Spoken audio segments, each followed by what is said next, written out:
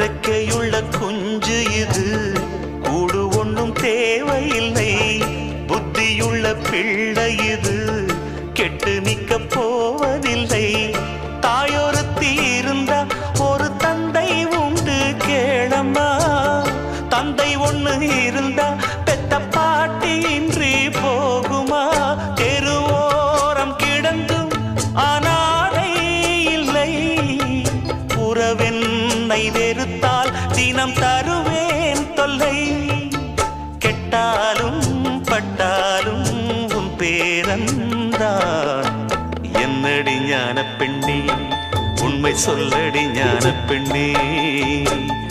நடந்தால் 2 அடி, இருந்தால் 4 அடி. நடந்தால் 2 அடி,